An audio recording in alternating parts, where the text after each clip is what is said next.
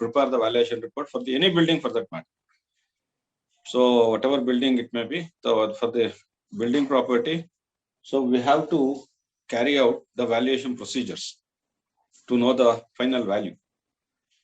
So ಅದಕ್ಕೆ techniques ಇದೆ, ಅದಕ್ಕೆ ಮೆಥಡ್ಸ್ ಇದೆ. ಅದರಿಂದ ವ್ಯಾಲ್ಯೂಯೇಷನ್ ಮಾಡಬೇಕು ಅಂತ ಅಂದ್ರೆ we should know all the important terminology regarding with the valuation.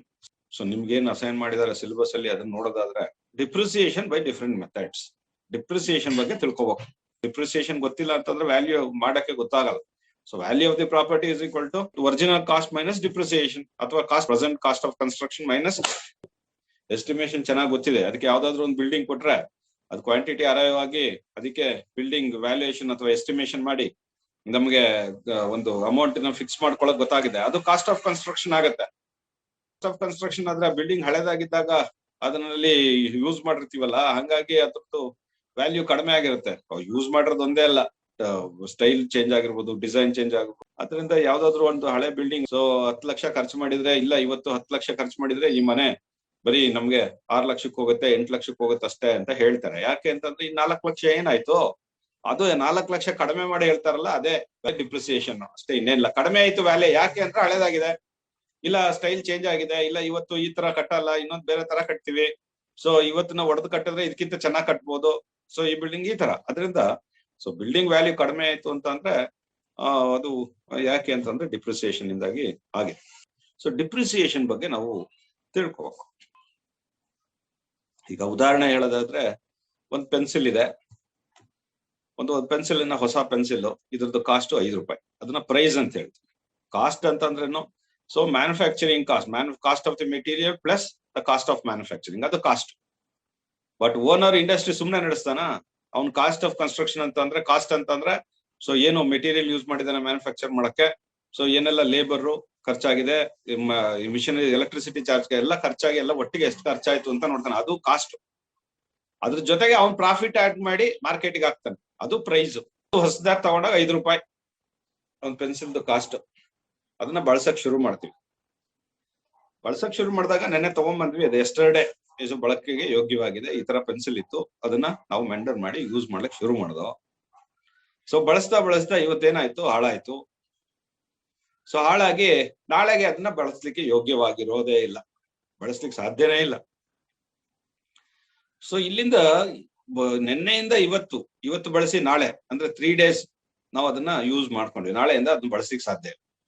So 3 days, ನಿನ್ನೆ, ಇವತ್ತು, ನಾಳೆ, ಅಥವಾ yesterday, today and tomorrow we are using this pencil.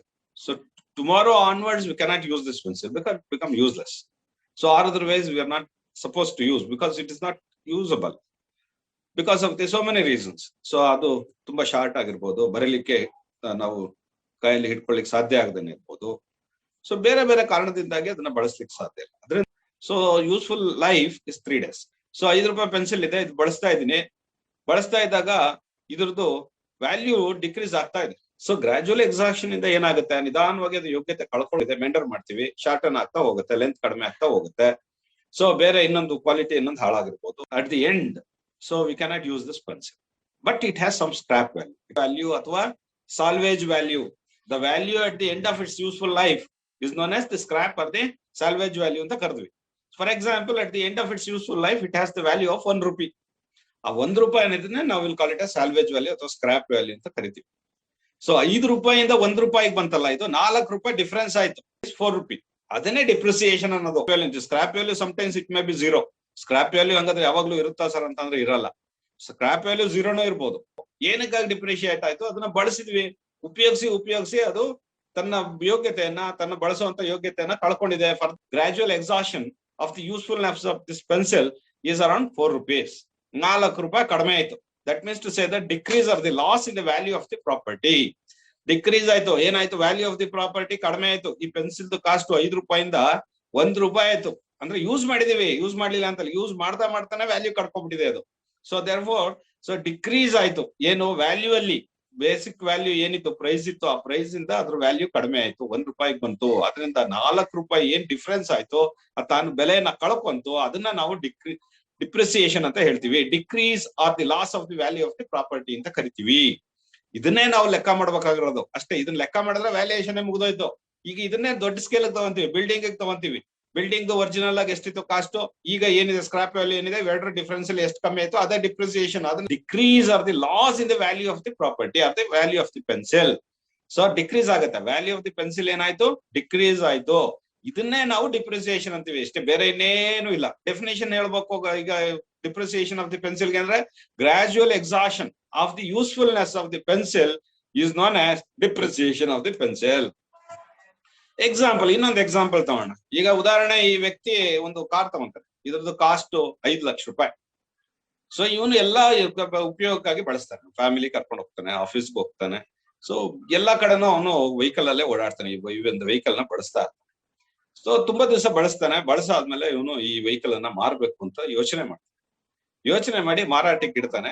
ಮಾರುಕಟ್ಟೆಯಲ್ಲಿ ಮಾರಾಟಕ್ಕೆ ಇಟ್ಟಾಗ 2 ಲಕ್ಷ ರೂಪಾಯಿ ಬೆಲೆಗೆ ಮಾರಾಟ ಆಗುತ್ತೆ. So that is what you called as sale value. Purchase value is around 5 lakhs. Sale value is 2 lakhs.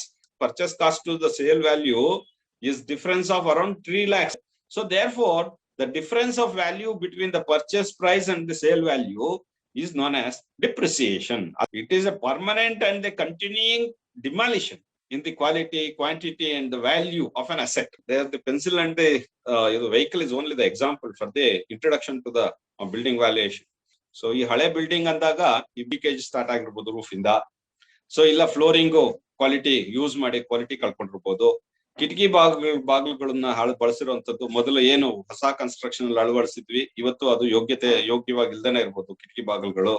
So ನಮ್ಮ ಒಂದು ಗೋಡೆ ಏನಿದೆ ಅದರಲ್ಲಿ ಪ್ಲಾಸ್ಟರಿಂಗ್ ಮಾಡಿದೀವಲ್ಲ, ಆ ಪ್ಲಾಸ್ಟರಿಂಗ್ ಹಾಳಾಗಿರ್ಬೋದು. ಸೊ ಇದನ್ನೆಲ್ಲ ನಾವು ರಿಡಕ್ಷನ್ ಇನ್ ಕ್ವಾಲಿಟಿ ಅಂತ ಕರಿತೀವಿ. ಸೊ ಈ ಒಂದು ರಿಡಕ್ಷನ್ ಇನ್ ಕ್ವಾಲಿಟಿ ಇಂದಾಗಿ ಇದ್ರ ಬೆಲೆ ಕಡಿಮೆ ಆಗುತ್ತೆ. ಸೊ ಯೂಸ್ ಮಾಡಿರೋದಕ್ಕೆ ಬೆಲೆ ಕಳಿತೀವಿ ನಾವು. ಕಳಿಯೋದನ್ನೇ ನಾವು ಡಿಪ್ರಿಸಿಯೇಷನ್ ಡಿಪ್ರಿಸಿಯೇಷನ್ ನ ಕಳಿಬೇಕು ಒರಿಜಿನಲ್ ಕಾಸ್ಟ್ ಇಂದ. ಆ ಡಿಪ್ರಿಸಿಯೇಷನ್ ಕ್ಯಾಲ್ಕುಲೇಟ್ ಮಾಡೋದೇ ಇಂಪಾರ್ಟೆಂಟ್ ಟಾಪಿಕ್. ಸೊ ಬರೀ ಒಂದು ಮಾರಾಟ ಮಾಡ್ಲಿಕ್ಕಾಗಿ ತಗೊಳ್ಳಿಕ್ಕಾಗಿ ಅಂತಲ್ಲ, ಟ್ಯಾಕ್ಸ್ ಫಿಕ್ಸೇಷನ್ ಇದೆ. ಸೊ ನಮ್ಮ ಇನ್ಸೂರೆನ್ಸ್ಗೂ ಬೇಕಾಗುತ್ತೆ. ಈ ತರ ಬೇರೆ ಬೇರೆ ಕಾರಣಕ್ಕಾಗಿ ವ್ಯಾಲ್ಯೂಯೇಷನ್ ರಿಪೋರ್ಟ್ ನ ಅವ್ರು ಕೇಳ್ತಾರೆ. The value of the property reduces from its original construction cost. Why? Because the gradual exhaustion of the usefulness of the property. ಬಳಸುವಂತ ಯೋಗ್ಯತೆಯನ್ನ ಈ ಒಂದು ಕಟ್ಟಡ ನಿಧಾನವಾಗಿ ಕಳ್ಕೊಂತ ಇದೆ. ಅದನ್ನ gradual exhaustion of the usefulness ಅಂತ ಹೇಳ್ತಾರೆ. Depreciation is the gradual exhaustion of the usefulness of the property. That is also definition of the depreciation. Value find out ಮಾಡಬೇಕು ಅಂದ್ರೆ ಒರಿಜಿನಲ್ ಕಾಸ್ಟ್ ಆಫ್ ಕನ್ಸ್ಟ್ರಕ್ಷನ್ ನಾವು ಕಂಡುಹಿಡಿಯಲೇಬೇಕು. ಇವತ್ತು ಪ್ರೆಸೆಂಟ್ ಡೇ ಇವತ್ತಿಗೆ ಈ building ಕಟ್ಟಕ್ಕೆ ಇವತ್ತಿನ ಕಾಸ್ಟ್ ಅಲ್ಲಿ ಎಷ್ಟಾಗುತ್ತೆ ಅಂತ ಫಸ್ಟ್ ಎಸ್ಟಿಮೇಟ್ ಮಾಡ್ಕೋಬೇಕು. ಆದ್ರೆ ಸೊ ಆ ಒರಿಜಿನಲ್ ಕಾಸ್ಟ್ ಆಫ್ ಕನ್ಸ್ಟ್ರಕ್ಷನ್ ಏನಿದೆ, ಇವತ್ತಿನ ಮಾರ್ಕೆಟ್ ರೇಟ್ ಅಲ್ಲಿ ಇವತ್ತಿನ ಈ ಬಿಲ್ಡಿಂಗ್ ನ ಕಟ್ಟಬೇಕು ಅಂತ ಏನ್ ಕಾಸ್ಟ್ ಎಸ್ಟಿಮೇಟ್ ಮಾಡಿದೀವಿ, ಅಷ್ಟೇ ದುಡ್ಡು ಕೊಟ್ಟು ಖರೀದಿ ಮಾಡಕ್ಕಾಗಲ್ಲ. ಅಷ್ಟೇ ದುಡ್ಡನ್ನ ಇದ್ರ ವ್ಯಾಲ್ಯೂ ಅಂತ ಫಿಕ್ಸ್ ಮಾಡಕ್ಕಾಗಲ್ಲ. ಯಾಕೆ ಅಂತ ಅಂದ್ರೆ ಇದ್ರದ್ದು ನಾವು ಯೂಸ್ಫುಲ್ನೆಸ್ ಹಾಳಾಗಿದೆ. ಈ ಬಿಲ್ಡಿಂಗ್ ಯೂಸ್ಫುಲ್ನೆಸ್ ಹಾಳಾಗಿರೋದ್ರಿಂದ, ಅವ್ರು ಬಳಸಿರೋದ್ರಿಂದ ಅಥವಾ ಸರಿಯಾಗಿ ಮೇಂಟೈನ್ ಮಾಡ್ದೇನೆ ಇರೋದ್ರಿಂದ ಈ ಬಿಲ್ಡಿಂಗ್ ವ್ಯಾಲ್ಯೂ ಕಡಿಮೆ ಆಗುತ್ತೆ. ಎಷ್ಟು ಕಡಿಮೆ ಆಗುತ್ತೆ ಅನ್ನೋದನ್ನೇ ಡಿಪ್ರಿಸಿಯೇಷನ್ ಅನ್ನೋದು. ಹೊಸ ಬಿಲ್ಡಿಂಗ್ ಇದು ಎಷ್ಟು ಖರ್ಚಾಯ್ತಪ್ಪ ಈ ಬಿಲ್ಡಿಂಗ್ ನ ಕಟ್ಬೇಕಂತಂದ್ರೆ, ಒರಿಜಿನಲ್ ಇವತ್ತೇನ್ ಕಾಸ್ಟ್ ಆಫ್ ಕನ್ಸ್ಟ್ರಕ್ಷನ್ ಇದೆ ಅದನ್ನ ಹೇಳ್ಬಿಟ್ರೆ ಅದ್ರದ್ದು ಮುಗಿದೋಯ್ತು. So that is the value of the building. ಇದಕ್ಕೆ ಯಾವ ಡಿಪ್ರಿಸಿಯೇಷನ್ ಇಲ್ಲ, ಯಾಕಂದ್ರೆ ನ್ಯೂಲಿ ಕನ್ಸ್ಟ್ರಕ್ಟೆಡ್, ಇನಾಗ್ರೇಟ್ ಆಗಿರುವಂತದ್ದು. ಸೊ ಇದಕ್ಕೆ ನಾವು ಬೆಲೆ ಕಟ್ಟಬೇಕು ಅಂತಂದ್ರೆ ಇದ್ರಲ್ಲಿ ಏನು ಒರಿಜಿನಲ್ ಕಾಸ್ಟ್ ಆಫ್ ಕನ್ಸ್ಟ್ರಕ್ಷನ್ ಹೇಳಿದ್ರೆ ಸಾಕಷ್ಟೇ, ಅದೇ ಬೆಲೆ ಅದ್ರದ್ದು. ಸೊ ಇದ್ರಲ್ಲಿ ಏನ್ ಕಳೆಯುವಂತಿಲ್ಲ, ಯಾಕೆಂತಂದ್ರೆ ಎಲ್ಲವೂ ಕೂಡ ಹೊಸದೇ ಇದೆ. ಬಟ್ ಈ ಬಿಲ್ಡಿಂಗು ಸೊ ಇದು ಹಳೇದಾಗಿದೆ, ಇದನ್ನ ಉಪಯೋಗಿಸಿದ ಇದ್ರದ್ದು ತನ್ನ ಯೋಗ್ಯತೆಯನ್ನ ಕಳ್ಕೊಂಡಿದೆ. ಕಾರಣದಿಂದ ಅದ್ರ ರೂಫ್ ಲೀಕೇಜ್ ಇರ್ಬೋದು, ವಾಟರ್ ಸಪ್ಲೈ ಸ್ಯಾನಿಟರಿ ಕನೆಕ್ಷನ್ಸ್ ಎಲ್ಲ ಹಾಳಾಗಿರ್ಬೋದು. ಸೊ ಇಲ್ಲ ಅಂತ ಅಂದ್ರೆ ಮಾಡರ್ನ್ ಟ್ರೆಂಡ್ ಅಲ್ಲಿ ಎಲೆಕ್ಟ್ರಿಕಲ್ ವರ್ಕ್ ಅಷ್ಟು ಕ್ವಾಲಿಟಿ ಇಲ್ದೇನೆ ಇರ್ಬೋದು, ಫ್ಲೋರಿಂಗ್ ಕ್ವಾಲಿಟಿ ಇಲ್ದೇನೆ ಇರ್ಬೋದು, ಕಿಟಕಿ ಬಾಗಿಲುಗಳು ಅಳವಡಿಸಿರುವಂತದ್ದು ಈ ಬಿಲ್ಡಿಂಗ್ ಅಲ್ಲಿ ಯೋಗ್ಯತೆ ಕಳ್ಕೊಂಡಿರ್ಬೋದು. ಸೊ ಇಲ್ಲ ಗೋಡೆಗಳು ಡ್ಯಾಂಪ್ನೆಸ್ ಬರ್ತಿರ್ಬೋದು, ಇಲ್ಲ ಅಂತ ಅಂದ್ರೆ ರೋಡ್ ಲೆವೆಲ್ ಇಂದ ಪ್ಲಿಂತ್ ಹೈಟ್ ಇನ್ಸಫಿಶಿಯಂಟ್ ಇರ್ಬೋದು. ಸೊ ಈ ಕಾರಣದಿಂದಾಗಿ ಅದರಿಂದ ವ್ಯಾಲ್ಯೂ ಆಫ್ ದಿ ಬಿಲ್ಡಿಂಗ್ ಪ್ರಾಪರ್ಟಿನ ಕ್ಯಾಲ್ಕುಲೇಟ್ ಮಾಡೋದು ಹೇಗೆ ಅಂತಂದ್ರೆ, value of this building is equal to present cost of construction. ಇವತ್ತು ಎಷ್ಟು ಹಣ ಖರ್ಚು ಮಾಡ್ಬೇಕು ಈ ಬಿಲ್ಡಿಂಗ್ ಕಟ್ಲಿಕ್ಕೆ ಅನ್ನೋದನ್ನ ಲೆಕ್ಕ ಮಾಡಿದ್ಮೇಲೆ ಮೈನಸ್ ಡಿಪ್ರಿಸಿಯೇಷನ್. ಇದನ್ನ ಇಲ್ಲಿ ತನಕ ಬಳಸಿದೀವಲ್ಲ, ಈ ಬಿಲ್ಡಿಂಗ್ ಕಟ್ಟಿ 15 ವರ್ಷ ಆಗಿರ್ಬೋದು, 10 ವರ್ಷ ಆಗಿರ್ಬೋದು, 5 ವರ್ಷ ಆಗಿರ್ಬೋದು, ಅಲ್ಲಿಂದ ಇಲ್ಲಿ ತನಕ ಬಳಸಿದಿವಲ್ಲ, ಅದರಿಂದ ಆ ವ್ಯಾಲ್ಯೂನ ಕಳಿಬೇಕು, ಡಿಪ್ರಿಸಿಯೇಷನ್ ಅದನ್ನು will call it as depreciation. ಆ ಡಿಪ್ರಿಸಿಯೇಷನ್ ನ ಲೆಕ್ಕ ಮಾಡಕ್ಕೆ ಮೆಥಡ್ಸ್ ಇದೆಯಾ ಅಂದ್ರೆ ಹೌದು ಇದೆ. There are 4 methods. Number 1 straight line method, second one constant percentage method. ಅದನ್ನ ಕಾನ್ಸ್ಟೆಂಟ್ ಪರ್ಸೆಂಟೇಜ್ ಮೆಥಡ್ ನ ಡಿಕ್ಲೈನಿಂಗ್ ಬ್ಯಾಲೆನ್ಸ್ ಮೆಥಡ್ ಅಂತಾನು ಕೂಡ ಹೇಳ್ತಾರೆ. So sinking fund method, quantity survey method, 4 method. ಯಾವುದೇ ಮೆಥಡ್ ಆದ್ರೂ ಯೂಸ್ ಮಾಡಿ ಫೈನಲ್ ಆಗಿ we have to find out the value of the property. That is what you called as book value. ಅದು ಏನ್ ಇವತ್ತು ಮಾರ್ಕೆಟ್ ಅಲ್ಲಿ ಇಟ್ರೆ ನಾವು ಬೆಲೆ ಬಾಳುತ್ತೆ ಅನ್ನೋದನ್ನ ಕಂಡುಹಿಡಿಯಲೇಬೇಕಾಗುತ್ತೆ. ಅದರಿಂದ ಹೇಗೆ ಕಂಡುಹಿಡಿಯೋದು ಅಂತ ಅಂದ್ರೆ, ಒರಿಜಿನಲ್ ಕಾಸ್ಟ್ ಏನಿದೆ ಇವತ್ತನ್ನ ಕನ್ಸ್ಟ್ರಕ್ಟ್ ಮಾಡಕ್ಕೆ ಏನ್ ಬೆಲೆ ತಾಗುತ್ತೆ ಅಥವಾ ನಮ್ಗೆ ಬೇಕು, ಅದು minus all depreciation till that time. ಉದಾಹರಣೆ ಇವತ್ತು ಬಿಲ್ಡಿಂಗ್ ಕಟ್ಟಾದ್ಮೇಲೆ 15 ವರ್ಷದ ನಂತರ ಇದ್ರದ್ದು ಬೆಲೆ ಫಿಕ್ಸ್ ಮಾಡ್ತಾ ಇದೀವಿ ಅಂತ ಅನ್ಕೋಣ. ಅದ್ರದ್ದು ಇವತ್ತಿನ ಕಾಸ್ಟ್ ಆಫ್ ಕನ್ಸ್ಟ್ರಕ್ಷನ್ 15 ವರ್ಷದ ಹಿಂದೆ ಬೇರೆ ಕನ್ಸ್ಟ್ರಕ್ಟ್ ಕಾಸ್ಟ್ ಇತ್ತು, ಅವ್ರು ಎಷ್ಟಾದ್ರು ಖರ್ಚು ಮಾಡಿರ್ಲಿ. ಬಟ್ ಅದೇ ಕಟ್ಟಡವನ್ನ ಕಟ್ಟಬೇಕಾದ್ರೆ ಇವತ್ತು ಏನು ಕನ್ಸ್ಟ್ರಕ್ಷನ್ ಕಾಸ್ಟ್ ಆಗುತ್ತೆ ಅದು ಮೈನಸ್ ಇಲ್ಲಿ ತನಕ ಬಳಸಿರೋದಕ್ಕೆ ಎಷ್ಟು ಕಳಿಬೇಕು ಡಿಪ್ರಿಸಿಯೇಷನ್ ಆಗಿರುತ್ತೆ. ಅಂದ್ರೆ ಬಳಸಿರೋದು ಅಂತ ಅಂದ್ರೆ ಅದನ್ನ ಕ್ವಾಲಿಟಿ ಹಾಳಾಗಿರ್ಬೋದು. ಕ್ವಾಲಿಟಿ ಅಂತ ಅಂದ್ರೆ ಯಾವ್ದಾದ್ರು ಆಗಿರ್ಬೋದು. ಕ್ವಾಲಿಟಿ ಅಂದ್ರೆ ಮೆಟೀರಿಯಲ್ ಕ್ವಾಲಿಟಿ ಹಾಳಾಗಿರ್ಬೋದು, ರೂಫ್ ಅಲ್ಲಿ ಲೀಕೇಜ್ ಸ್ಟಾರ್ಟ್ ಆಗಿರ್ಬೋದು, ವಾಲ್ ಅಲ್ಲಿ ಡ್ಯಾಂಪ್ನೆಸ್ ಇರ್ಬೋದು, ವಾಟರ್ ಸಪ್ಲೈ ಸ್ಯಾನಿಟರಿ ಸ್ಟ್ಯಾಂಡರ್ಡ್ಸ್ ಹಾಳಾಗಿರ್ಬೋದು, ಎಲೆಕ್ಟ್ರಿಕಲ್ ಸ್ಟ್ಯಾಂಡರ್ಡ್ಸ್ ಹಾಳಾಗಿರ್ಬೋದು, ಫ್ಲೋರಿಂಗ್ ಮೆಟೀರಿಯಲ್ ಸ್ಟ್ಯಾಂಡರ್ಡ್ ಹಾಳಾಗಿರ್ಬೋದು. ಇವೆಲ್ಲ ಸೇರಿಸಿ ನಾವು ಕ್ವಾಲಿಟಿ ಹಾಳಾಗಿರೋದು ಅಂತ ಹೇಳೋದು. ಅದರಿಂದ ಅವೆಲ್ಲ ಹಾಳಾಗಿರೋದಕ್ಕೆ ಎಷ್ಟು ಬೆಲೆ ಕಡಿಮೆ ಮಾಡ್ಬೇಕು ಅದನ್ನ ನಾವು ಕಡಿಮೆ ಮಾಡಿ ಕಳಿಬೇಕು. ಯಾವ್ದ್ರಿಂದ ಒರಿಜಿನಲ್ ಕಾಸ್ಟ್ ಆಫ್ ಇವತ್ತಿನ ಒಂದು ಕನ್ಸ್ಟ್ರಕ್ಷನ್ ಕಾಸ್ಟ್ ಇಂದ ಈ ಬಳಕೆ ಮಾಡಿದಕ್ಕೆ ನಾವು ಅಮೌಂಟ್ ಅನ್ನ ಕಡಿಮೆ ಮಾಡ್ಬೇಕು. ಆ ಕಡಿಮೆ ಮಾಡೋದ್ರಿಂದ ಏನ್ ಬರುತ್ತೆ ಅದನ್ನ ಇವತ್ತಿನ ಮಾರ್ಕೆಟ್ ಬೆಲೆ ಅಂತೀವಿ ಅಥವಾ ಬುಕ್ ವ್ಯಾಲ್ಯೂ ಅಂತ ಕರಿತೀವಿ. ಅದರಿಂದ ಯಾವ ಮೆಥಡ್ ಆದ್ರೂ ಬಳಸಿ, ಇಲ್ಲಿ ಸ್ಟ್ರೇಟ್ ಲೈನ್ ಮೆಥಡ್ ಆದ್ರೂ ಬಳಸಿ, ಕಾನ್ಸ್ಟೆಂಟ್ ಪರ್ಸೆಂಟೇಜ್ ಮೆಥಡ್ ಆದ್ರೂ ಬಳಸಿ, ಸಿಂಕಿಂಗ್ ಫಂಡ್ ಮೆಥಡ್ ಆದ್ರೂ ಬಳಸಿ, ಕ್ವಾಂಟಿಟಿ ಸರ್ವೆ ಮೆಥಡ್ ಆದ್ರೂ ಬಳಸಿ, ಯಾವ ಮೆಥಡ್ ಆದ್ರೂ ಬಳಸ್ಕೊಳ್ಳಿ. ಯಾವ್ದನ್ನ ಡಿಪ್ರಿಸಿಯೇಷನ್ ನ ಕ್ಯಾಲ್ಕುಲೇಟ್ ಮಾಡಕ್ಕೆ ಯಾವ ಫಾರ್ಮುಲಾದಿಂದ ಯಾವ ಮೆಥಡ್ ಇಂದ ಆದ್ರೂ ಬಳಸ್ಕೊಳ್ಳಿ ಅಪ್ಪ. ನಾವು ಒರಿಜಿನಲ್ ಕಾಸ್ಟ್ ಇಂದ ಈ ಡಿಪ್ರಿಸಿಯೇಷನ್ ಕಳೆದಾಗ ಬರುವಂತದ್ದೇ market value. First straight line method ಅನ್ನ ತಗೊಂಡು, straight line method is used for calculating the annual depreciation. So property assumed to lose the value by the constant amount of every year. That is the beauty of the straight line method. So annual depreciation is equal to original cost minus scrap value of the building divided by the life in years. That is equal to, that is symbolically we will call it as the annual depreciation D is equal to C minus SC divided by N, where D is the annual depreciation, C is the original cost of construction, so SC is the scrap value. In life ಪ್ರತಿ ವರ್ಷನೂ ಕೂಡ value depreciation value constant ಆಗಿರುತ್ತೆ. ಉದಾಹರಣೆ ಯಾವ್ದೋ ಒಂದು building ಗೆ ಒಂದು ವರ್ಷಕ್ಕೆ 10,000 ರೂಪಾಯಿ ಡಿಪ್ರಿಸಿಯೇಷನ್ ಕಾಸ್ಟ್ ಇದೆ ಅಂತಂದ್ರೆ ಪ್ರತಿ ವರ್ಷನೂ 10,000 ಇರುತ್ತೆ. Depreciation as per this straight line method is concerned, that the value of the depreciation will be constant for every year in this method, so it will not be vary. So therefore the annual depreciation will be calculated using the formula original cost minus scrap value divided by the life in years. So where the D is the annual depreciation, C is the original cost of construction, S is the scrap value, so N is the life of the property in years. This is about the straight line method. So we'll take up the example. So idu furniture anta ತಗೊಂಡಿದ್ವಿ office ಗೆ, ಇದ್ರ ಬೆಲೆ 23,000 ಇದೆ. Salvage value ಅಂತಂದ್ರೆ ಬಳಸಿಬಿಟ್ಟು ನಾವು ಮಾರಾಟ ಮಾಡಿದ್ರು ಕೂಡ ಅದನ್ನ 3,000 ರೂಪಾಯಿ ದುಡ್ಡು ವಾಪಸ್ ಬರುತ್ತೆ. ಯೂಸ್ಫುಲ್ನೆಸ್ ಎಷ್ಟು ವರ್ಷ? 5 ವರ್ಷ. ಬೆಲೆ 5 ವರ್ಷ ಆದ್ಮೇಲೆ ಅದನ್ನ ಮಾರ್ಬಿಟ್ರು ಕೂಡ 3,000 ರೂಪಾಯಿ ವಾಪಸ್ ಬರುತ್ತೆ ನಮ್ಗೆ. ಅದರಿಂದ ಕಂಡುಹಿಡಿಬೇಕು, ಡಿಪ್ರಿಸಿಯೇಷನ್ ಕಂಡುಹಿಡಿರಿ ಪ್ರತಿ ವರ್ಷ ಅಂತ ಹೇಳ್ತೀವಿ. ನಾವು ಹಣ ಕೊಟ್ಟು ತಗೊಂಡಿದ್ದು 23,000ಕ್ಕೆ. ಸೊ ಈಗ ಎಷ್ಟು ವರ್ಷ ಬಳಸ್ತೀವಿ? 5 ವರ್ಷ ಬಳಸ್ತೀವಿ. ಅದು useful life in years is 5 years. So salvage value ಎಷ್ಟಿದೆ? 3,000 ರೂಪಾಯಿ ಇದೆ. ಅಂದ್ರೆ at the end of its useful life, suppose if you sell it in the market, open market, you will get 3,000 rupees back. So 3,000 ರೂಪಾಯಿ ದುಡ್ಡು ಮಾರಾಟ ಮಾಡ್ಬೋದು. ಅದರಿಂದ ನಮ್ಗೆ 3,000 ರೂಪಾಯಿ ಅಂತೂ ಸಿಗುತ್ತೆ. ನಾವು ಕಳ್ಕೊಂಡಿದ್ದೆ ಎಷ್ಟು ಹಂಗಾದ್ರೆ? 20,000 ರೂಪಾಯಿ. ಅಂತಂದ್ರೆ ಡಿಪ್ರಿಸಬಲ್ ವ್ಯಾಲ್ಯೂ ಎಷ್ಟು ಕಳ್ಕೊಂಡ್ವಿ ಅದನ್ನ will call it as depreciable value ಅಥವಾ ಡಿಪ್ರಿಸಬಲ್ ಬೇಸ್ ಅಂತ ಕಳಿತೀವಿ. ಅದರಿಂದ cost, original cost minus salvage value, that is original cost is 23,000 rupees, salvage value is 3,000 rupees, therefore 20,000 is the depreciable value. ಕಡಿಮೆ ಆಗಿದಂತ ಹಣ 20,000 ರೂಪಾಯಿ ದುಡ್ಡು ನಮ್ಗೆ 5 ವರ್ಷದಲ್ಲಿ ಕಡಿಮೆ ಆಯ್ತು. ಸೊ therefore 1 ವರ್ಷಕ್ಕೆ ಎಷ್ಟು ಕಡಿಮೆ ಆಯ್ತು ಅಂತ ಹೇಳಿ ನಾವು ಲೆಕ್ಕ ಮಾಡಬೇಕಾಗುತ್ತೆ. ಅದನ್ನ will call it as annual depreciation. So annual depreciation, therefore it is equal to, so depreciable value, depreciable ಅಂತಂದ್ರೆ ಒಂದು ಎಷ್ಟು ಟೋಟಲ್ ಆಗಿ ಎಷ್ಟು ಖರ್ಚು ಅಮೌಂಟ್ ಕಡಿಮೆ ಆಯ್ತು, 20,000 rupees ಅಮೌಂಟ್ ಒಂದು ಒಟ್ಟಿನ ಜೀವಾವಧಿಯಲ್ಲಿ 5 ವರ್ಷದಲ್ಲಿ ಕಡಿಮೆ ಆಗಿದೆ. ಹಂಗಾಗಿ ಯೂಸ್ಫುಲ್ ಲೈಫ್ ಎಷ್ಟು ಅನ್ನೋದನ್ನ ಡಿವೈಡ್ ಮಾಡೋದು. ಇದರಿಂದ depreciable value divided by the useful life will get the depreciation per annum. So therefore the 20,000 rupees the total depreciation for the 5 years divided by the 5 years. therefore ಒಂದು ವರ್ಷಕ್ಕೆ ನಮ್ಗೆ 4,000 ರೂಪಾಯಿ ಅಷ್ಟು ಬೆಲೆ ಇದ್ರದ್ದು ಕಡಿಮೆ ಆಯ್ತು. From purchase days to 1 year the 4,000 rupees ಇದು ರಿಡ್ಯೂಸ್ ಆಯ್ತು ವ್ಯಾಲ್ಯೂ.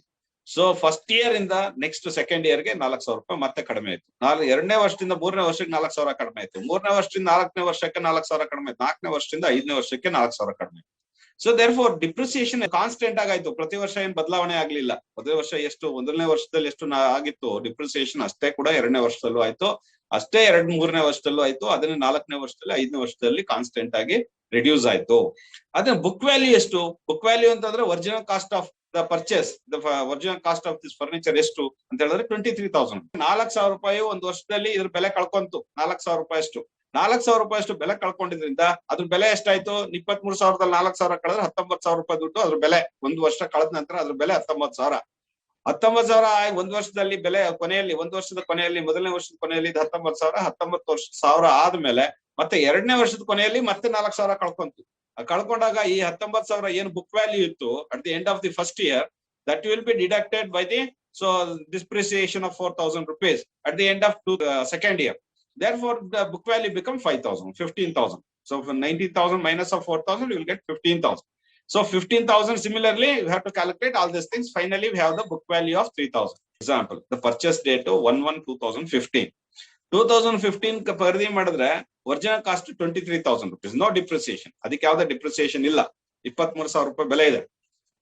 ಆದ್ರೆ 1 ಇಯರ್ ಆದ್ಮೇಲೆ 2015 ಕೊನೆಯಲ್ಲಿ ಸೊ ಇದಕ್ಕೆ ನಮ್ಗೆ 4,000 ರೂಪಾಯಿ ಡಿಪ್ರಿಸಿಯೇಷನ್ ಬರುತ್ತೆ. ಕಳ್ಕೊಳ್ತೀವಿ. 4,000 ರೂಪಾಯಿ ಅದ್ರ ಬೆಲೆನ ಕಳ್ಕೊಳ್ಳುತ್ತೆ. ಕಳ್ಕೊಂಡಾಗ ನಾವೇನ್ ಮಾಡ್ತೀವಿ? 23,000 ರೂಪಾಯಿ ಬುಕ್ ವ್ಯಾಲ್ಯೂ, ಇದನ್ನ ಏನು ಒರಿಜಿನಲ್ ಕಾಸ್ಟ್ ಆಫ್ ಖರೀದಿ ಮಾಡಕ್ಕೆ ಒಂದು ಹಣ ಏನಿದೆ ಅಥವಾ ಪರ್ಚೇಸ್ ಕಾಸ್ಟ್ ಏನಿದೆ 23,000 rupees, ಅದರಲ್ಲಿ 4,000 ರೂಪಾಯಿ ದುಡ್ಡನ್ನ at the end of the first year ನಾವು ಕಳಿತೀವಿ. ಕಳೆದಾಗ 19,000 rupees ಬರುತ್ತೆ. 19,000 that means to say that it is the book value at the end of the first year. So second year ಅಲ್ಲಿ ಮತ್ತೆ 4,000 ಕಡಿಮೆ ಆಗುತ್ತೆ at the end of the second year. So it is around 15,000. Book value is 15,000. Similarly, we have to deduct from the 15,000 the book value of the second year will be deducted from the depreciation of the third year. Then we will get the book value at the end of the third year. Similarly, the book value of the third year will be deducted by the book value of this furniture will be 7,000 rupees at the end of the fourth year. So fourth year the ಏನು book value ಇದೆ ಅದನ್ನ ಮತ್ತೆ fifth year depreciation ಇಂದ ಕಳೆದಾಗ ಕೊನೆಗೆ ಉಳ್ಕೊಳ್ಳುವಂತದ್ದು 3,000 ರೂಪಾಯಿ ದುಡ್ಡು ಬರುತ್ತೆ. ಆ ಪ್ರಾಜೆಕ್ಟ್ ಒಂದು ಫರ್ನಿಚರ್ ಗೆ 3,000 ರೂಪಾಯಿ ಅಷ್ಟು ಬೆಲೆ ಉಳ್ಕೊಳ್ಳುತ್ತೆ. ಇನ್ನು ಅದನ್ನೇ ನಾವು ಸಾಲ್ವೇಜ್ ವ್ಯಾಲ್ಯೂ ಅಂತೀವಿ. ಈ ಒಂದು 3,000 ರೂಪಾಯಿಗೆ ನಾವು ಮಾರಾಟ ಮಾಡ್ತೀವಿ. ಅದರ ಎಕ್ಸಾಮ್ ನಾವು ಇನ್ನೊಂದು ಪ್ರಾಬ್ಲಮ್ ಮಾಡೋದ್ರ ಮೂಲಕ ಅರ್ಥ ಮಾಡ್ಕೊಂಡು. So company has brought A server for ₹50,000 and the server has lifespan of 5 years and expected residual value of 5,000. So in this condition, please find the depreciation for every year. What is the depreciation for the year? We using straight line method. Annual depreciation is equal to original cost minus scrap value divided by the life in years. That is D is equal to C minus S divided by the N. So ಈ ಕಂಪನಿಯವರು ಏನ್ ಮಾಡಿದ್ದಾರೆ? 50,000 ಕೊಟ್ಟು ಒಂದು server ನ ಖರೀದಿ ಮಾಡಿದ್ದಾರೆ. ಈ ಸರ್ವರ್ಗೆ 5 ವರ್ಷ ಲೈಫ್ ಇದೆ. ಅದಾದ್ಮೇಲೆ ಕೊನೆಯಲ್ಲಿ ಕೂಡ 5,000 ರೂಪಾಯಿ ಸ್ಕ್ರಾಪ್ ವ್ಯಾಲ್ಯೂ ಬರುತ್ತೆ ಅಥವಾ ಸ್ಯಾಲ್ವೇಜ್ ವ್ಯಾಲ್ಯೂ, ರೆಸಿಡಿಯಲ್ ವ್ಯಾಲ್ಯೂ ಅಂತ ಹೇಳ್ತೀವಿ. Residual value is the salvage value. ಆ ಸ್ಯಾಲ್ವೇಜ್ ವ್ಯಾಲ್ಯೂ 5,000 ರೂಪಾಯಿ ದುಡ್ಡು ಇರುತ್ತೆ. ಸೊ ಈ ಹಿಂಗಿದ್ದಾಗ ಪ್ರತಿ ವರ್ಷ ಎಷ್ಟು ಡಿಪ್ರಿಸಿಯೇಷನ್ ಆಗುತ್ತೆ ಲೆಕ್ಕ ಮಾಡಿ ಅಂತ ಹೇಳ್ತಾರೆ. For example, cost of purchase ಎಷ್ಟು? ಇದನ್ನ ಖರೀದಿ ಮಾಡಿದ್ದು 50,000 ರೂಪಾಯಿಗೆ. ರೆಸಿಡಿಯಲ್ ವ್ಯಾಲ್ಯೂ ಅದನ್ನ ಸ್ಯಾಲ್ವೇಜ್ ವ್ಯಾಲ್ಯೂ ಅಂತೀವಿ. ಉಳ್ಕೊಳ್ಳೋದು ದುಡ್ಡು ಅದ್ರ ಕೊನೆಯಲ್ಲಿ ಅದನ್ನ ಬಳಸಲು ಯೋಗ್ಯವೇ ಇಲ್ಲ ಅಂದಾಗ್ಲೂ ಕೂಡ ಅದಕ್ಕೊಂದು ಬೆಲೆ ಇದೆ, 5,000 ರೂಪಾಯಿ ಮಾರಬಹುದು ಅಂತ ಹೇಳ್ತಾರೆ. ಅದನ್ನ ನಾವು ಸ್ಕ್ರಾಪ್ ವ್ಯಾಲ್ಯೂ ಅಥವಾ ಸ್ಯಾಲ್ವೇಜ್ ವ್ಯಾಲ್ಯೂ ಅಥವಾ ರೆಸಿಡಿಯಲ್ ವ್ಯಾಲ್ಯೂ ಅಂತ ಕರಿತೀವಿ. ಇಲ್ಲಿ ರೆಸಿಡಿಯಲ್ ವ್ಯಾಲ್ಯೂ ಅಂತ ಕೊಟ್ಟಿದ್ದಾರೆ. ಅದರಿಂದ ರೆಸಿಡಿಯಲ್ ವ್ಯಾಲ್ಯೂ ಎಷ್ಟಿದೆ? 5,000 ರೂಪಾಯಿ ಇದೆ. ಲೈಫ್ ಸ್ಪ್ಯಾನ್ ಎಷ್ಟು? 5 ವರ್ಷ. ಹಂಗಾಗಿ ಆನ್ಯುವಲ್ ಡಿಪ್ರಿಸಿಯೇಷನ್ ಎಷ್ಟು? ಒಂದು ವರ್ಷಕ್ಕೆ ಎಷ್ಟು ಡಿಪ್ರಿಸಿಯೇಷನ್ ಆಗುತ್ತೆ? Per annum depreciation per annum ಅಥವಾ annual depreciation is equal to depreciable value. Depreciable value is equal to C minus S. C ಅಂತ ಅಂದ್ರೆ the cost of construction purchase. So cost of purchase ಎಷ್ಟು? 50,000 minus scrap value or otherwise salvage value is 5,000 divided by the number of years, duration, life of this product. Therefore, 40 with the difference of the C minus S is 45,000 divided by the 5. That means per year depreciation is 9,000 rupees. ಒಂದು ವರ್ಷಕ್ಕೆ 9,000 ರೂಪಾಯಿ ಅಷ್ಟು ಇದ್ರ ಬೆಲೆ ಕಡಿಮೆ ಆಗ್ತಾ ಹೋಗುತ್ತೆ. ಯಾಕೆ? ಬಳಸಿರೋದ್ರಿಂದ. ಅದರಿಂದ ಸೊ ನಾವು 5 ವರ್ಷ ಇದನ್ನ ಬಳಸ್ತೀವಿ. 1 to 0, 1 to 3, 4 ಅಂತಂದ್ರೆ 0 to 1 no depreciation is 9,000 rupees. 0 ಅಂತಂದ್ರೆ ಡೇಟ್ ಆಫ್ ಪರ್ಚೇಸ್ ಇಂದ 1 ವರ್ಷ ಆದ್ಮೇಲೆ 9,000 ದುಡ್ಡು ಬರುತ್ತೆ ಅಂತ. That is the meaning. So 0 ಯಾಕೆ ಬರ್ದಿದ್ವಿ ಟೇಬಲ್ ಅಲ್ಲಿ ಅಂತಂದ್ರೆ ಅಟ್ 0 ಅಂತಂದ್ರೆ date of purchase the value is 50,000 rupees. So at the end of the first year, the value become reduces because of the depreciation. ಇದು 41,000 ರೂಪಾಯಿ ಆಗುತ್ತೆ. At the one year end ಅಲ್ಲಿ ನಾವು 41,000 ರೂಪಾಯಿ ಇದ್ರ ಬೆಲೆ 41,000 ಆಗುತ್ತೆ. ಯಾಕೆ ಅಂದ್ರೆ 9,000 ರೂಪಾಯಿ ಡಿಪ್ರಿಶಿಯೇಟ್ ಆಗುತ್ತೆ. ಅದೇ ರೀತಿ ಎರಡನೇ ವರ್ಷದ ಕೊನೆಯಲ್ಲಿ ಬುಕ್ ವ್ಯಾಲ್ಯೂ ಏನಿದೆ ಫಸ್ಟ್ ಇಯರ್ ಎಂಡ್ ಅಲ್ಲಿ ಅದು minus depreciation of the second year will be the book value of the second year. So similarly, the third year, the book value of the third year will be calculated by using 32,000 rupees. That means to say that the book value of the second year minus the depreciation of the third year will give the book value of the third year. Similarly, we can calculate the up to 5 years. Thus value becomes at the end we'll get the 5,000 rupees residual value. Residual value is 5,000 rupees or value salvage value is 5,000. ಅದು ಉಳ್ಕೊಳ್ಳುತ್ತೆ, ಅದು ಬೆಲೆ ಇರುತ್ತೆ. ಆ ಬೆಲೆಗೆ ನಾವು ಮಾರಾಟ ಮಾಡ್ತೀವಿ. ಇನ್ನು ನಾವು ಇದನ್ನ ಮಾರಾಟ ಮಾಡಬಹುದು. salvage value of 5,000 rupees ಇದನ್ನ ಮಾರಾಟ ಮಾಡಬಹುದು ಅಂತ ಗೊತ್ತಿದೆ. ಇದನ್ನೇ ನಾವು ಲೆಕ್ಕ ಮಾಡಿದಾಗ ಇಲ್ಲಿ ಸಿ ದಿಸ್ ಟೇಬಲ್, ಈ ಟೇಬಲ್ ಹಾಕೊಳ್ಳಿ, ಇದು ಈಸಿ ಆಗುತ್ತೆ ನಿಮ್ಗೆ. ಒಂದು ಸ್ಟ್ರೈಟ್ ಲೈನ್ ಹಾಕಿ ಇದನ್ನ 0 to 5 ಅಂತ ಅಂದ್ರೆ ಇದು ಯೂಸ್ಫುಲ್ ಲೈಫ್, ಇದ್ರದ್ದು ಲೈಫ್ ಸ್ಪ್ಯಾನ್ ಇದು 5 ವರ್ಷ. 5 ವರ್ಷದಲ್ಲಿ 0 first year, second year, third year, fourth year, fifth year. So ಇದ್ರ ಮೇಲೆ ಬುಕ್ ವ್ಯಾಲ್ಯೂ, ಆಮೇಲೆ ಡಿಪ್ರಿಸಿಯೇಷನ್. ಇಲ್ಲಿ ಕಾನ್ಸ್ಟೆಂಟ್ ಡಿಪ್ರಿಸಿಯೇಷನ್. ಪ್ರತಿ ವರ್ಷ ಮೊದಲನೇ ವರ್ಷ ಖರೀದಿ ಮಾಡೋದಲ್ಲ, ಅಲ್ಲಿಂದ ಮೊದಲನೇ ವರ್ಷ 1 ವರ್ಷ ಆಗುವಾಗ 9,000 ಕಡಿಮೆ ಆಗುತ್ತೆ ಇದ್ರ ಬೆಲೆ, ಅದನ್ನ ಡಿಪ್ರಿಸಿಯೇಷನ್ ಅಂತ ಹೇಳೋದು. ಸೊ ಎರಡನೇ ವರ್ಷಕ್ಕೂ 9,000, ಇದು ಕಾನ್ಸ್ಟೆಂಟ್ ಆಗಿ ಕಡಿಮೆ ಆಗುತ್ತೆ ಪ್ರತಿ ವರ್ಷ 9,000 because it was divided by the number of years. Total depreciation divided by number of years, therefore its depreciation per year is 9,000. So ಇದನ್ನ ಲೆಕ್ಕ ಮಾಡಿದೀವಿ, ಒಂದು ವರ್ಷಕ್ಕೆ ಎಷ್ಟು ಅದನ್ನ ಆನ್ಯುವಲ್ ಡಿಪ್ರಿಸಿಯೇಷನ್ ಅಂತ ಹೇಳೋದು. ಅದರಿಂದ ಒಂದು ವರ್ಷಕ್ಕೆ 9,000 ಕಡಿಮೆ ಆಗಿದೆ. ಪ್ರತಿ ವರ್ಷ 9,000 ಕಡಿಮೆ ಆಗ್ತಾ ಹೋಗುತ್ತೆ. ನಾವು ಕಾಸ್ಟ್ ಒರಿಜಿನಲ್ ಕಾಸ್ಟ್ ಎಷ್ಟು 50,000, ಬುಕ್ ವ್ಯಾಲ್ಯೂ 50,000 ಇತ್ತು ನಾವು ಖರೀದಿ ಮಾಡಿದ ದಿವಸ. ಒಂದು ವರ್ಷ ಆದ್ಮೇಲೆ 9,000 ಕಡಿಮೆ ಆಗುತ್ತೆ ಅಂದ್ರೆ 41,000 ಆಯ್ತು. 41,000ದಲ್ಲಿ ಮತ್ತೆ 9,000 ಕಳೆದ್ರೆ 32 ಆಯ್ತು. 32ರಲ್ಲಿ 9,000 ಕಳೆದ್ರೆ 23, 23ರಲ್ಲಿ 9 ಕಳೆದ್ರೆ 14, 14ರಲ್ಲಿ 9 ಕಳೆದ್ರೆ 5,000 ಉಳಿತು. ಇದೇ ಬುಕ್ ವ್ಯಾಲ್ಯೂ. ಇದನ್ನ ಟ್ಯಾಬ್ಲಾ ಫಾರ್ಮ್ ಮೇಲೆ ಎಕ್ಸ್ಪ್ರೆಸ್ ಮಾಡಿದೀವಿ ನಾವು ಅಷ್ಟೇ, ಬೇರೆ ಇನ್ನೇನು ಇಲ್ಲ. So this is how we are going to calculate in this straight line method. ಇನ್ನೊಂದು ಎಕ್ಸಾಂಪಲ್ ತಗೊಂಡು, the total cost of construction of the new building is 1,50,000. Work out the depreciated cost of building after 20 years by straight line method if the scrap value of rupees 15,000, assuming the lifespan of this property is around 20 years. So ಈಗ ನಮ್ಗೆ cost of the project ಏನ್ ಬಂತು? Cost of the project ಈ building cost 1,50,000. So scrap value ಎಷ್ಟಿದೆ? 15,000. So ಎಷ್ಟು ವರ್ಷ ಇದಕ್ಕೆ ಜೀವಾವಧಿ ಇದೆ ಅಥವಾ ಲೈಫ್ ಸ್ಪ್ಯಾನ್ ಎಷ್ಟಿದೆ? 20 ವರ್ಷ ಇದೆ. 20 ವರ್ಷ ಇದ್ರೆ ಇದಕ್ಕೆ ಆನ್ಯುವಲ್ ಡಿಪ್ರಿಸಿಯೇಷನ್ ಕ್ಯಾಲ್ಕುಲೇಟ್, ಒಂದು ವರ್ಷಕ್ಕೆ ಎಷ್ಟಾಯ್ತು ಅಂತ ಲೆಕ್ಕ ಕಡಿಮೆ ಮಾಡೋದು. ಸ್ಟ್ರೈಟ್ ಲೈನ್ ಮೆಥಡ್ ಅಲ್ಲಿ ಕಾನ್ಸ್ಟೆಂಟ್ ಆಗಿರ್ತದೆ ಡಿಪ್ರಿಸಿಯೇಷನ್, ಒಂದು ವರ್ಷಕ್ಕೆ ಎಷ್ಟು. So depreciation, annual depreciation equal to original cost minus scrap value. Original cost 1,50,000, 1,50,000. So scrap value 15,000 divided by the number of years is 20. Therefore, the value become 15,000 minus of the substitute this to this formula. 15,000 minus 15,000. 15,000 is the scrap value divided by the 20 years. We'll get the, so difference of this is 1,35,000 divided by 20. We'll get the 6,750. ಒಂದು ವರ್ಷಕ್ಕೆ ಈ ಒಂದು ಏನು building property ಇದೆ ಅದರದ್ದು depreciation 6,750 ರೂಪಾಯಿ ಇರುತ್ತೆ. ಅದರಿಂದ ಪ್ರತಿ ವರ್ಷ ಇದೆ ಕಾನ್ಸ್ಟೆಂಟ್ ಆಗಿ. ಸೊ ಅದರಿಂದ ಮೊದಲನೇ ವರ್ಷದಲ್ಲಿ ಎಷ್ಟಿರುತ್ತೆ? ಮೊದಲನೇ ವರ್ಷದಲ್ಲಿ 6,700, ಎರಡನೇ ವರ್ಷದಲ್ಲಿ 6,000, ಮೂರನೇ ವರ್ಷದಲ್ಲಿ 6,000. ಇದೇ ತರ 20 ವರ್ಷ ಕೂಡ ಪ್ರತಿ ವರ್ಷ 6,700 ರೂಪಾಯಿ ಆಗುತ್ತೆ. Useful life 20 years. ಹಂಗಾಗಿ ಬುಕ್ ವ್ಯಾಲ್ಯೂ ಏನು 1,50,000 ಇದೆ, ಈ 1,50,000 ಅಲ್ಲಿ ಬುಕ್ ವ್ಯಾಲ್ಯೂ ನಾವು ಕಡಿಮೆ ಮಾಡ್ಕೊಂತ ಹೋಗ್ತೀವಿ. ಕೊನೆಗೆ ಇದಕ್ಕೆ 15,000 rupees ಸ್ಕ್ರಾಪ್ ವ್ಯಾಲ್ಯೂ ಬರುತ್ತೆ. We are going to express this in the tabular form. So ಇದನ್ನ ಲಾಸ್ಟ್ ಅಲ್ಲಿ ನಮ್ಗೆ 15,000 ರೂಪಾಯಿ ದುಡ್ಡು ಸೊ ಡಿಪ್ರಿಸಿಯೇಷನ್ ಸಿಗುತ್ತೆ. ಹೀಗೆ ಸೊ ಇದನ್ನ ನಾವು ಇನ್ನೊಂದು ಇದೇ ಪ್ರಾಬ್ಲಮ್ ನ ಕಂಟಿನ್ಯೂ ಮಾಡಿ. The total cost of the new building is 1,50,000. Work out the depreciated cost of the building after 20 years by straight line method if the scrap value of rupees 15,000, assuming the life of the building is 80 years. So ನಾವೇನ್ ಹೇಳ್ತಾನೆ, so ನಮ್ಮ ಈ building life span 80 years ಇದೆ. ನಾನು 80 years ಈ building life span ಇದ್ರೆ 20 ವರ್ಷದಲ್ಲಿ ಎಷ್ಟು ಡಿಪ್ರಿಸಿಯೇಷನ್ ಆಗುತ್ತೆ ಅಂತ ಕಂಡುಹಿಡಿಯಪ್ಪ ಅಂತ ಕೇಳ್ತಾನೆ. ಸೊ ಅದರಿಂದ 20 ವರ್ಷದಲ್ಲಿ ಅವನು ಪೂರ್ತಿ ಕೇಳ್ತಾ ಇಲ್ಲ, 80 ವರ್ಷದಲ್ಲೂ ಹೇಗಾಯ್ತು ಸ್ಟ್ರೇಟ್ ಲೈನ್ ಅಲ್ಲಿ ಕಂಡುಹಿಡಿ ಅಂತ ಹೇಳ್ತಾ ಇಲ್ಲ. ಸೊ ಒಂದ್ ವರ್ಷಕ್ಕೆ ಎಷ್ಟಾಯ್ತು ಅಂತ ಕಂಡುಹಿಡ್ಕೊಂಡು 20 ವರ್ಷ ಗುಣಿಸಿದ್ರೆ ಗೊತ್ತಾಗ್ಬಿಡುತ್ತೆ. ಅದರಿಂದ so cost of new building is 1,50,000. Scrap value is 15,000 rupees. So life span is 80 years. But ನಾವು ಕಂಡುಹಿಡಿಬೇಕಾಗಿರೋದು depreciated cost of the building after 20 years. Have to find out the depreciated cost of the building 20 years ಆದ್ಮೇಲೆ ಎಷ್ಟು value depreciate ಆಗಿದೆ ಅಂತ ಕಂಡುಹಿಡಿಬೇಕು. ಅವ್ನು 80 years ಕೇಳ್ತಾ ಇಲ್ಲ ಅವನು. ಅದರಿಂದ ಡಿಪ್ರಿಷಿಯಬಲ್ ವ್ಯಾಲ್ಯೂ ಎಷ್ಟಿದೆ ಅಂತಂದ್ರೆ the cost minus scrap value 1,35,000. This is what you call as depreciable value. So ಇದು ಇಷ್ಟು ಅಮೌಂಟ್ ನಮ್ಮ 80 ವರ್ಷದಲ್ಲಿ ಡಿಪ್ರಿಶಿಯೇಟ್ ಆಗುತ್ತೆ. ಅದರಿಂದ ಆನ್ಯುವಲ್ ಡಿಪ್ರಿಸಿಯೇಷನ್ ಒಂದು ವರ್ಷಕ್ಕೆ ಎಷ್ಟು ಡಿಪ್ರಿಶಿಯೇಟ್ ಆಯ್ತು ಅಂತಂದ್ರೆ total amount depreciated amount divided by the number of years. Therefore 1,35,000 rupees divided by the 80. That means the 80 is the number of years life of the project or a building. That is equal to 1,687 ರೂಪಾಯಿ 50 ಪೈಸೆ ಬರುತ್ತೆ. So ಅದರಿಂದ depreciated cost of the building for 20 years ಅಂತಂದ್ರೆ ಒಂದು ವರ್ಷಕ್ಕೆ ಎಷ್ಟು depreciation multiplied by the 20 years. Therefore, so depreciation per year is 1687.5 multiplied by the 20 years. It gives around 33,750. Annual depreciation ಅನ್ನ constant percentage method ಅಲ್ಲೂ ಕೂಡ ನಾವು calculate ಮಾಡಬಹುದು. So ಅಥವಾ ಡಿಕ್ಲೈನಿಂಗ್ ಬ್ಯಾಲೆನ್ಸ್ ಮೆಥಡ್ ಅಂತಾನೂ ಕೂಡ ನಾವು ಇದನ್ನ ಕರಿತೀವಿ.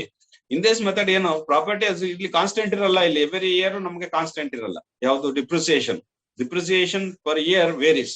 ಸೊ ಇದು ಕಾನ್ಸ್ಟೆಂಟ್ ಪರ್ಸೆಂಟೇಜ್ ಇಲ್ಲಿ constant percentage of depreciation constant ಇರುತ್ತೆ, ಬಟ್ ಡಿಪ್ರಿಸಿಯೇಷನ್ ವ್ಯಾಲ್ಯೂ ಕಾನ್ಸ್ಟೆಂಟ್ ಇರುತ್ತೆ.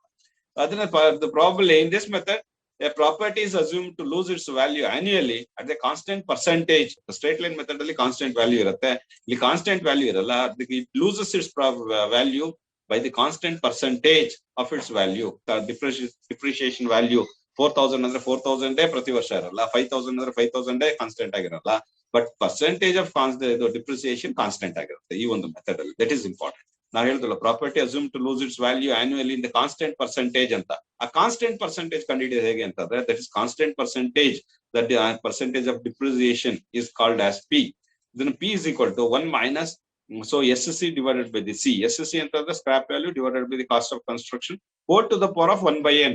1 by n ಅಂತಂದ್ರೆ n stands for number of years, useful life ಅಂತ ಹೇಳಿ. ಅಂತಂದ್ರೆ at the end of the first year the value of the property is equal to C into 1 minus P. C ಅಂತಂದ್ರೆ cost of construction, original cost of construction, minus 1 minus P is the percentage rate of reduction in the reduction in the cost of construction. That then we will call it as depreciation. Therefore, original cost of construction into 1 minus P, that will give the book value of the property at the end of the first year.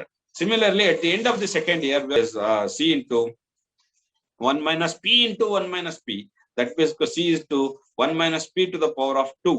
Similarly, at the end of third year, we will get the value of the property is equal to C into 1 minus P to the power of 3, and so on.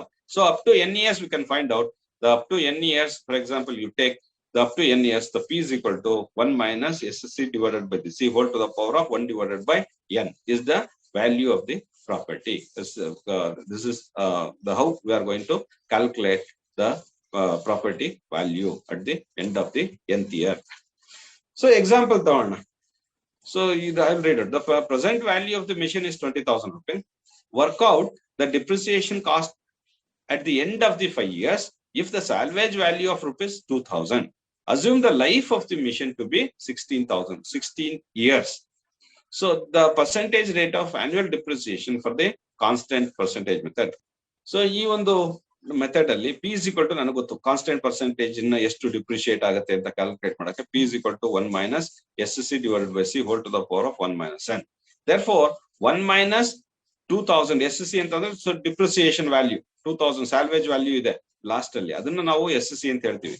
So ಅದರಿಂದ SSC divided by the original cost of the machine, that is 20,000 rupees to the power of 1 divided by 5. 1 divided by 5 ಅಂತ ಅಂದ್ರೆ one number of years, useful years is 5. So therefore 1 divided by 5, that is equal to 1 minus point. Then suppose if you calculate this, it becomes 0.866. Therefore it becomes the P becomes 0.134. Illi P constant ಆಗಿರುತ್ತೆ. Then the value of the property in the fifth year, we know the formula. So 1 divided by the P, 1 minus P whole to the power of 5. That means this is the 20,000 minus, that's the original C is 20,000 minus 1 minus 0.134. That is the constant percentage of the annual depreciation.